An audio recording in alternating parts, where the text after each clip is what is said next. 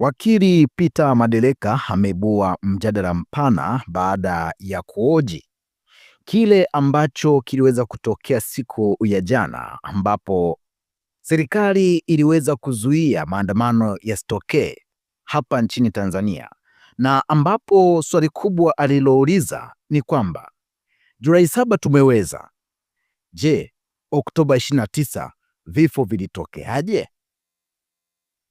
Twende moja kwa moja tuweze kujua ni kwa nini aliuliza hili swali kwamba Julai 7 tumeweza, kwa nini Oktoba 29 vifo vilitokea na vilitokea kivipi? Sasa wakili Peter Madereka alioji tofauti ya namna ambapo vyombo vya dola viliweza kushughulikia matukio ya Julai 7 mwaka 2026 na yale ya Oktoba 29 mwaka 2025 kufuatia serikali kueleza kuwa ilifanikiwa kudhibiti hali ya usalama bila hatari zozote kuweza kutokea katika taifa letu la Tanzania. Kupitia ukurasa wake wa kupitia ukurasa wake wa X au kupitia mtandao wa X, zamani kama Twitter, Madereka ambaye aliwahi kuwa ni askari polisi kabla ya kuwa wakili aliandika mambo yafuatayo: wakati tunapoipongeza serikali kuwa imeweza kudhibiti maandamano yaliyopangwa kufanyika mnamo tarehe 7 mwezi wa 7 mwaka 2026, swali muhimu la kujiuliza ni kwamba kwa nini serikali ilishindwa kudhibiti mauaji wakati wa maandamano ya tarehe 29 Oktoba mwaka 2025? Kauli hiyo imekuja baada ya serikali na jeshi la polisi kueleza kuwa maandalizi ya mapema yalichangia kuweza kudhibiti hali ya usalama katika kipindi kilichotangulia mnamo Julai 7. Lakini katika taarifa na maelezo yake kwa umma, waziri wa mambo ya ndani ya nchi, hapa tukimzungumzia Patrobas Katambi, alisema kuwa vyombo vya dola vilikuwa vimefanikiwa kuwabaini na kuwakamata baadhi ya watu waliokuwa wakidaiwa kuweza kupanga vitendo vya uhalifu kabla ya kuweza kuvitekeleza. Lakini kabla hatujaendelea hapo, mimi nina swali langu binafsi kwamba vyombo vya dola na serikali kwa ujumla wametuambia kwamba walikuwa wamejipanga mapema, lakini tunakumbuka mwaka 2025 Oktoba 29 au kabla ya hapo tuliweza kuona vyombo vya jeshi vikipewa amri na amiri jeshi mkuu kwamba vyombo vya ulinzi na usalama hapa nchini vijiandae kwa ajili ya lolote ambalo linaweza likatokea hapa nchini. Sasa hili swali la Peter Madereka kwamba vyombo hivi kwa sasa vimejiandaa, kwani kipindi kile cha Oktoba 29 vilikuwa vijajiandaa? Hili ni swali ambalo bado linaendelea kuacha minong'ono kwa baadhi ya wadau mbalimbali kuhusiana na jambo hili ambalo Peter Madereka ameweza kulibua kwamba kama wameweza kudhibiti vifo au madhara makubwa yasitokee mnamo tarehe 7 mwezi wa 7 mwaka 2026, walishindwaje kudhibiti madhara haya yasitokee mpaka ikapelekea vifo, watu kuchoma miundombinu na watu wengi kupoteza maisha katika maandamano yale?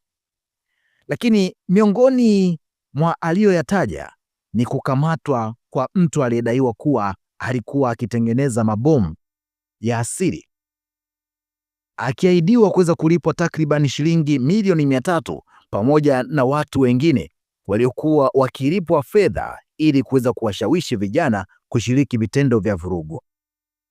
Na hapa sasa naomba tulichambue hili. Hapa amesema kwamba kuna mtu alikamatwa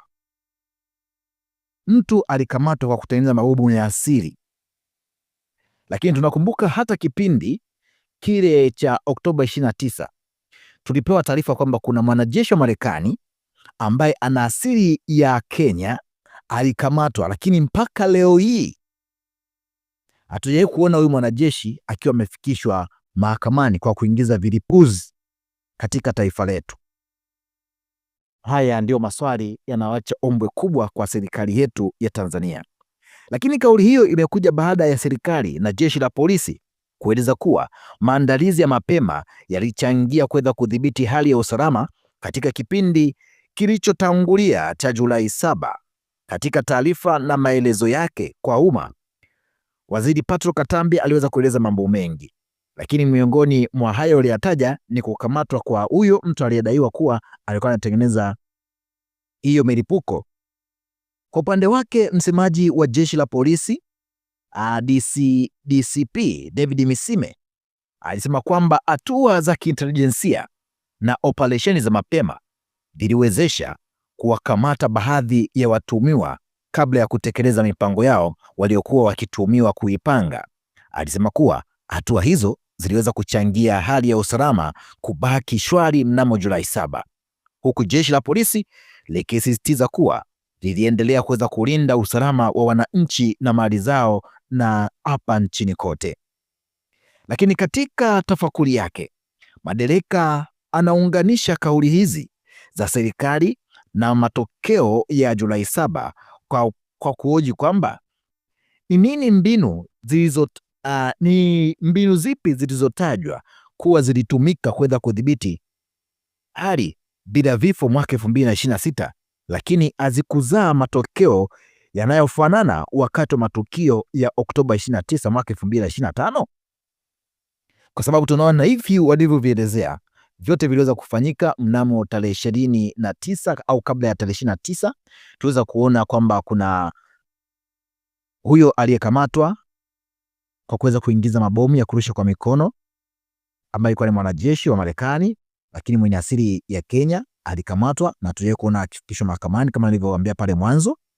Lakini kwa sasa wanatuambia kwamba walikamata mtu ambaye alikuwa anataka atengeneze bomu la asili, lakini bomu hilo lingeweza kufanyikisha angeweza kulipwa takriban shilingi milioni 300 pamoja na watu wengine waliokuwa wakilipwa fedha ili kuweza kuhamasisha vijana hao kuweza kushiriki katika vitendo vya vurugu.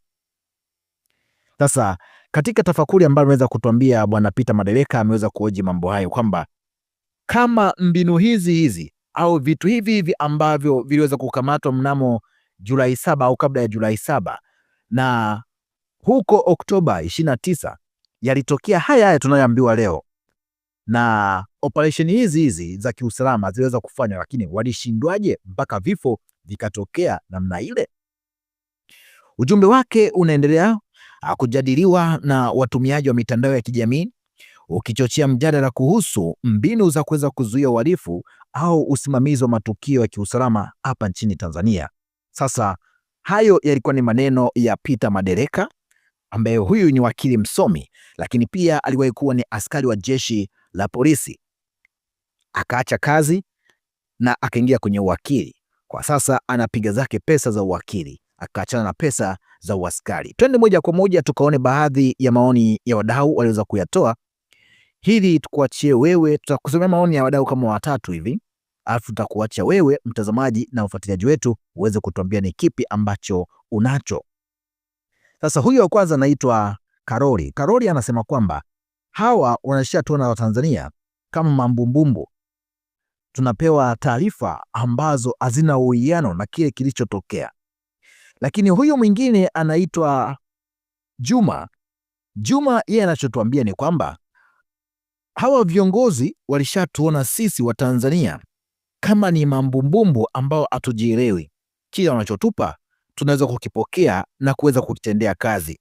Watanzania tuelimike, tuache kuwa wapumbavu. Tumeshazoea kuona wapumbavu na hii serikali ya CCM.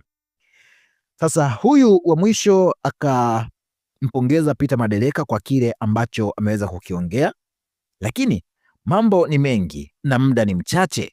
Sasa tuongezee baadhi ya maoni ya wadau hapa, alafu baada ya hapo tukuachie moja kwa moja uweze kutuambia ni kipi ambacho unacho. Huyu mwingine anasema kwamba haya ya leo ndio maandamano hasa. Hii ni protest. Uwezi kutawala nchi kwa mtindo huu.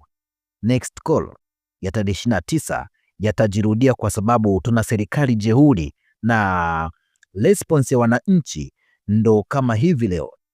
Hii si tu kwa kuweza kufanya biashara kwa Kariakoo. Uchumi umekuwa ni paralyzed. But why? Huyo akawa ameishia hapo. Lakini mwingine akaja kusema kwamba wewe ulikuwa ni polisi na sasa ni wakili. Nikuulize, wewe, yale ya tarehe 29 Oktoba yalikuwa ni maandamano? Usijizime data kama wanaharakati uchwala wanaosema uchaguzi au kufanyika. Huyo ni Kindumba akawa amemaliza kusema hivyo, lakini hapa huyo anaitwa Marikita. Marikita yeye anatuambia kwamba wengi walikuwa ni wezi waliovunja maduka na kuweza kuchoma magari, ndo maana walivunjwa mashingo. Huyo ni Marikita anatuambia kwamba wengi walikuwa wamevunja maduka, lakini walikuwa ni wezi, walikuwa wanavunja maduka, ndo maana walivunjwa shingo. Lakini kuna kipindi kile cha maandamano, kuna mdada mmoja aliweza kuhoji kitu ambacho maandamano ya Oktoba 29 baada ya kuwa yamalizika, baada ya kuwa IGP Camillus Wambura kutoa ile amri ya kwamba hakuna watu kutoka nje, maduka mengi yaliibiwa, na akahoji kama watu walikuwa wamezuiliwa wasitoke ndani, je, walioiba kwenye maduka ni wakina nani na kati watu wameshazuiliwa?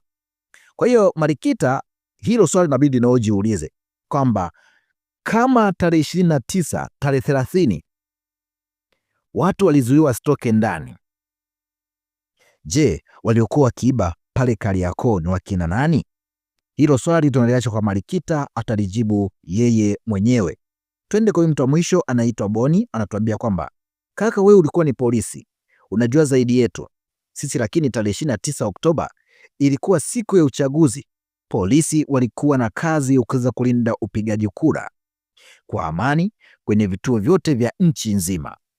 Magenge ya wauni walichukulia advantage na kuweza kuingia, kuweza kupora mali za watu na kuweza kuharibu miundombinu ya nchi.